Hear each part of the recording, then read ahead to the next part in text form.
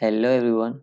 In this video, we will set up database in ASP.NET Core, and for this video, we will use Visual Studio Code plus SQL Server. First thing first, you need .NET SDK installed on your system. I have provided a link in the description about how can you install .NET using Visual Studio Code. Now in this video we will be using .NET CLI. Before starting the video, if you are new to my YouTube channel, then kindly subscribe it because I will be making more videos related to .NET. First of all, I will go to my terminal. Here I will verify that I have .NET or not. You can see that I have .NET here. And the second thing is I will verify the version of .NET. We have 7.0.102. That means we have .NET 7 installed on our system. Now we will create a new project, .NET new. Now as you can see that we have got the details about .NET new. It is used for creating new .NET project. It can be of any type, Razor, Blazor server, console. Okay.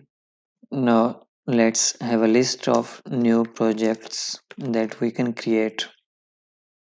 As you can see that we can create many projects using .NET CLI, and it has much more in it. Okay, I will be creating a project that will be MVC. We will create this project MVC. So let's clear the screen. .NET new MVC. We have got our project here. If I run my project using .NET Run,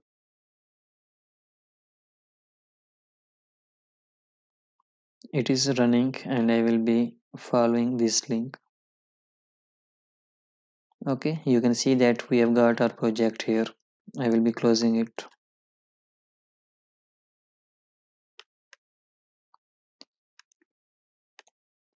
Now after that, we will add a folder here, data. In this, we will have a file with the name appdbcontext.cs. Okay. Before going into appdb context, if you ever see this message, then you need to accept it yes. Before doing any work on appdb context, I need few packages, and for that purpose I will be using .NET add package, and the first one will be Microsoft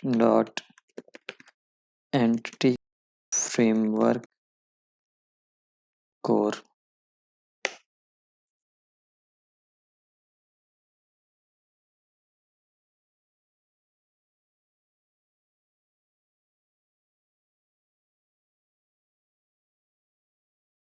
If I open my project file, you can see that we have got this package here with the variant 7.0.2. It is the latest one. Okay, and also I need two more packages,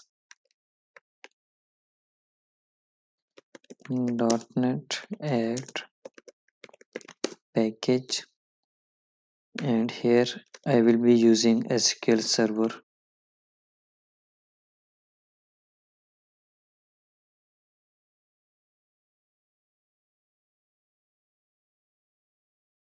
You can see that we have got it here, and the last package that I will be using is .NET add package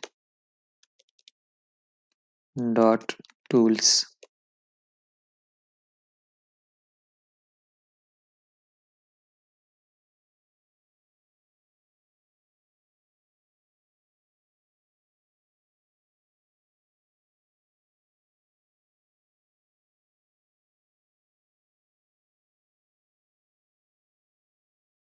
Okay, we have got this package here. Now I will close this one. I will go to AppDB context. Here I will write public class AppDB context. Alright, it will be inherited from DB context. We will be using Microsoft Entity Framework Core. You can generate the suggestions by clicking on this, or you can use control dot. So I will be using this one. Now here we need a constructor. This constructor will be using DB context options. And once again we will pass AppDB context. Value will be options. It will be using base options. We will use these options for configuring SQL Server in our program.cs file. Alright, and now we need a model here. New file, it will be student.cs. This will be a class student. It will have few properties: ID, name, it will be string type, and we will have email. I will make this string nullable. This will be our model that we will add in database as table. In AppDB context, we will use that model using dbset. This dbset will convert that student properties into a table with the name students, and I will make it nullable. Now after that we need a connection string.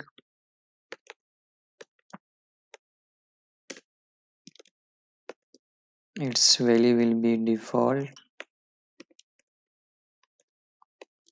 In here we will pass data source, and I will be using MySQL server name. Okay, and next I will be using initial catalog, that means name of database. It will be equal to student db, and lastly I will be using integrated security is equal to true. One more thing, that will be trust server certificate. We are using these two, integrated security and trust server certificate, for Windows authentication. For remote authentication you may not need these two. Okay, so we have got a connection string here, and we will go to program.cs file. In here we need to register our db context, not this one, this one. Okay, here we need to pass db context class.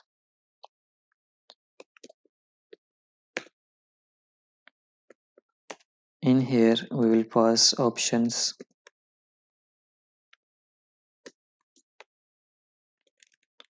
Options dot use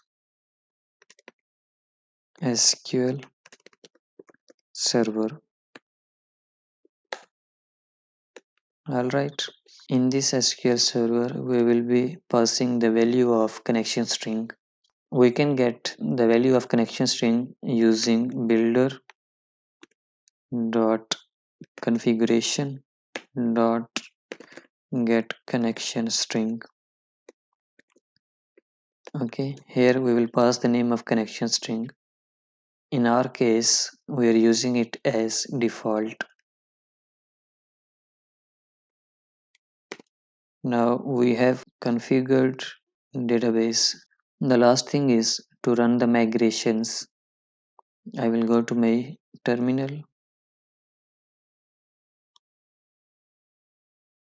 For migrations, you need .NET EF tool.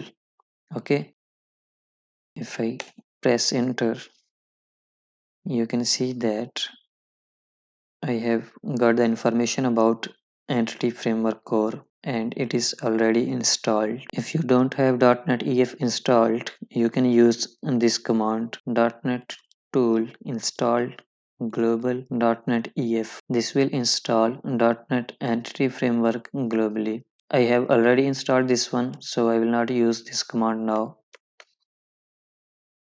I want to add a migration. This is migrations, okay? So I will explore the migrations first. .NET EF migrations, add, and its name will be initial.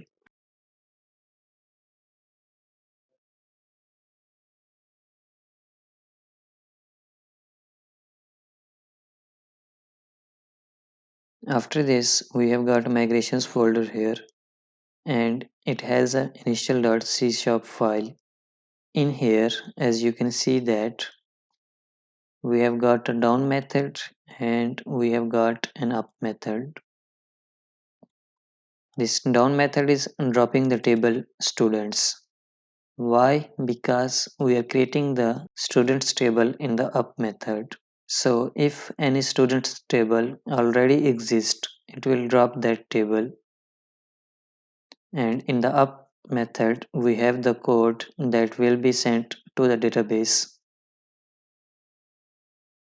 Okay. In here, we are creating a database table with the name students with the columns ID, name, email. It has primary key according to the ID and that ID is identity by default. Now the last thing is I need to submit this migration to the database. For that I will use .NET EF database update. We have got the message that there is already an object named students in the database. So it means my database name is not unique and we already have students table in it. So I will go to app settings.json. I will have a unique name here. It will be students database.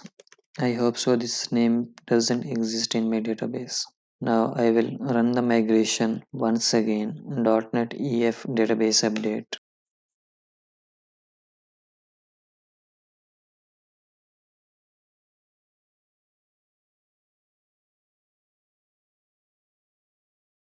The command executed successfully. Now let's verify database from SQL Server.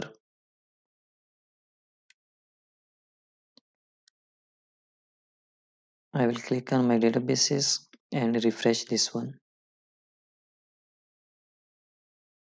Here you can see that we have got this student database and the tables we have got students with EF migrations history. This table contains the history about all the migrations and this is the students table that we added in app.db context. Here, if I go to the design of this table, you can see that we have ID, name, email. It is same according to the student class ID, name, email. So I hope you have got the idea that how you can set up database in ASP.NET Core using Visual Studio Code. That's all from my side. Thank you very much. Take care.